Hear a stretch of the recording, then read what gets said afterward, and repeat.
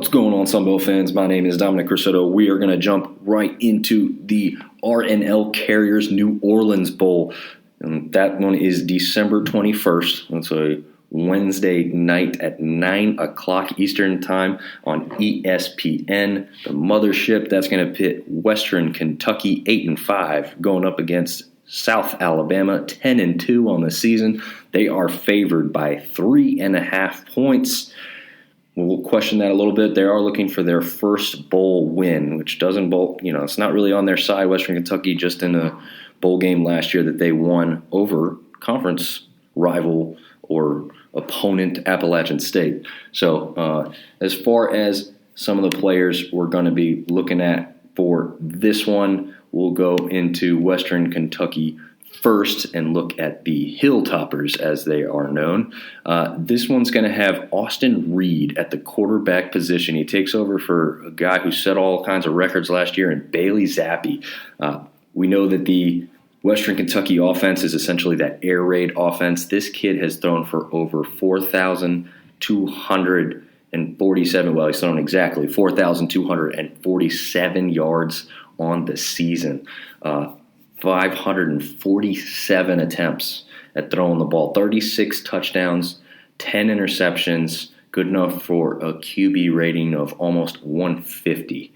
So pretty accurate for how many times he throws the ball around. Completion percentage 64.5. I'll bring that up because I'm going to compare that directly with what Carter Bradley has been able to accomplish. But a kid who can certainly throw the ball. It's not the only way he can hurt you, too. He's also capable of moving the ball on the ground with his feet. But as far as the other running backs are concerned, you're going to be looking out mainly for Poindexter.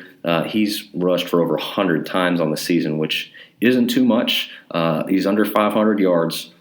Just 3 touchdowns. And the guy right behind him that shares that backfield, Robichaux, also just 3 touchdowns on the season. So as far as the running game goes, also under 500 yards. So both of them under 500 yards, both exactly have 3 touchdowns.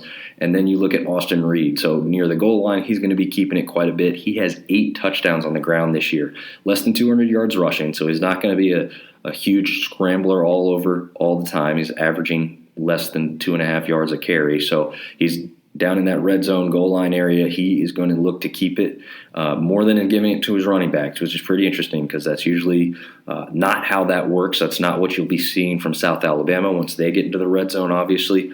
But this is a shot you will see from Western Kentucky down in that red zone goal line area specifically.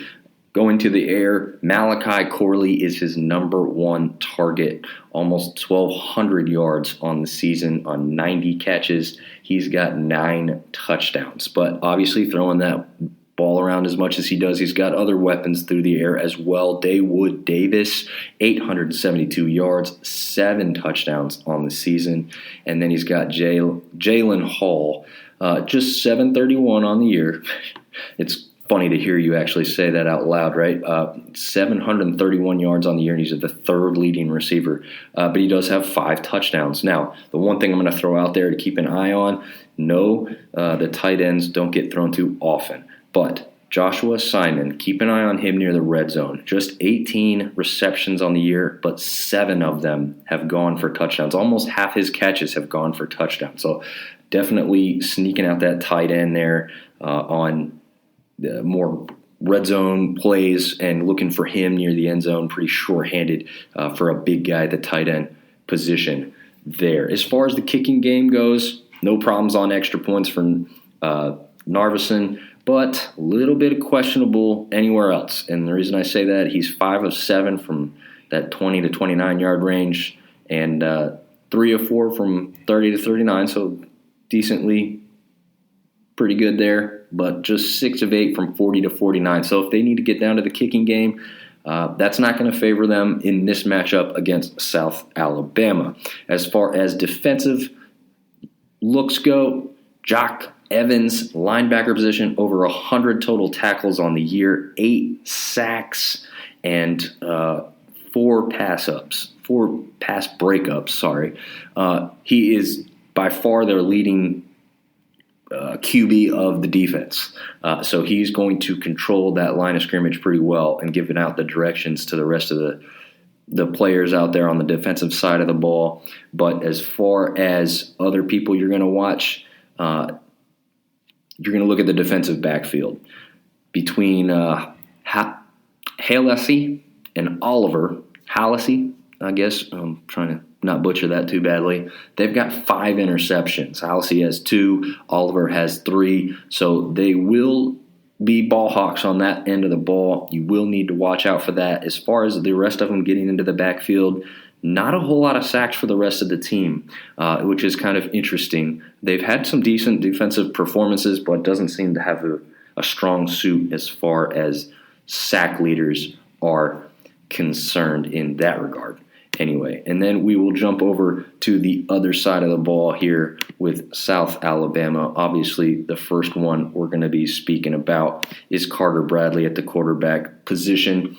He has had a really good year overall, and honestly, if not for Troy having an even slightly better year, they could have been the West representative in the Sun Belt Championship game, because Carter Bradley's gone for almost 3,000 yards, thrown for 25 touchdowns, 10 interceptions, and again, this is the completion percentage we're talking about, 64.3. So as far as accuracy goes, Carter Bradley's just as good as Austin Reed on the other side of the ball. It just doesn't throw the ball as much, but hey, we're going to get into that. They don't need to. They have a much more well-rounded offense because they've got LaDamian Webb at the running back position, 197 carries on the year for over 1,000 yards. That's more yardage than the top 2 running backs for Western Kentucky combined. Webb also has 13 touchdowns on the season, so definitely a guy you're going to want to look at once you get down there into that red zone area. And as far as another running back just to keep an eye on, yes, Mick Reynolds doesn't have any touchdowns on the season, but from what I saw on film, I actually liked his running style. He's got over 5.7 a carry, which for the ones that have more than like 1 or 2 carries on the season is the highest average on the team, and he has a long of 64 in that time as well. So maybe another one to keep an eye on if they want to change a pace back after running the bowling ball up the middle in Webb. But as far as the receiving goes, they've got a trio of very, very capable, very high-quality wide receivers. Obviously, Jalen Wayne, NFL prospect, is the top of that list with closing in on 800 yards. He's just shy of 795 and 9 touchdowns on the season. Colin Lacey, 756, just behind him, 6 touchdowns on the season. And Devin Viason with 714, 4 touchdowns on the year. I think it was even like 1 or 2 touchdowns called back because of penalties that he actually had on the year. So these guys, all very capable, very dangerous wide receivers that are going to really go against that Western Kentucky defense. And I'm thinking going to have quite a bit of success. As long as they can establish that run game first, I think the wide receiver position is very solid for South Alabama to take advantage of stuff over the top. As far as the kicking game goes, Gajardo, he's no problem trusting him. He's missed like nothing. What looks like 1 extra point. So yeah, the kicking game is definitely going to favor South Alabama if we get down to that. I don't know if we will, because these 2 teams have such great offenses. We'll see if this becomes the shootout that it could be. But as far as defense goes, you're going to be looking at one of the wide receivers' brothers, Jaden Viason, who's got 76 tackles on the season, leads the team. 5 pass breakups, 2 interceptions to go along with that as well. So very versatile at that safety position. You don't typically see your safety with the largest amount of tackles on the year, but that is the case here with South Alabama. And then you've got Kaiser and Miller at the linebacker position, both very solid and can get into the backfield, having more than 5.5 sacks combined on the year. But then I'm going to have you look at the defensive line and Jamie Sheriff. He's got 40 tackles, but 6 of them have been sacks. So he's definitely going to be the disruptor. If he can get a presence into the backfield of Western Kentucky before they get that ball off, they're going to have a lot of success defensively because they're going to be forcing Austin Reed into quick looks, possibly ones he doesn't want to take, and he's going to have to rush that throw with a guy like Sheriff coming after him. So keep an eye out on that, but also keep an eye out for Yam Banks at the other safety position. He's got 5 interceptions on the year. So you've got a ball hawking D-back. You've got an offense that likes to throw the ball a lot. You've got a defensive line and linebackers who can get pressure on that offense. I'm looking for Ian Banks to have a pretty good game, as well as Viason to have a lot of success here. As long as they're not doing quick things in the backfield too much, they do like to run some type of jet sweep, and they've even run some double jet sweeps. They've run some sweeps that have turned into a wide receiver pass downfield. So those types of things, South Alabama is going to be pretty good at defending, I think, because they're going to be able to be disruptive, unlike some of the teams that Western Kentucky saw in Conference USA throughout the season. As far as just an overall picture of what this game could bring, over the last 5 games, South Alabama averaged over 32 points a game. Western Kentucky over 33 points a game. So neck and neck right there. Obviously, opponents are different, but you've got some look at to how these offenses can score points in a hurry, both being well over 30 a game. As far as defensively, South Alabama only averaged allowing about 19 points over those last 5 games, while Western Kentucky about 25. So defensively, we know who the stronger team is. That's going to be South Alabama without a doubt. It's going to be which matchup hits better, right? Offense versus defense. But I think what I like the most about this is Western Kentucky has 5 losses on the year. So obviously this air raid offense doesn't work against everybody. And it hopefully won't work against a better defensive team like USA. I'm going to favor USA, but man, I don't know what to think.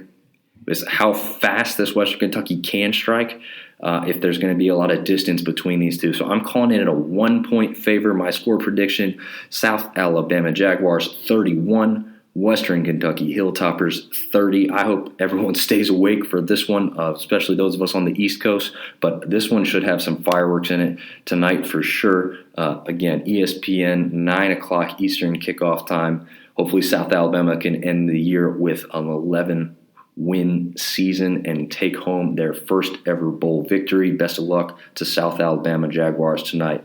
Thanks for listening. Please follow along, like, comment, subscribe on the socials, and go Jags.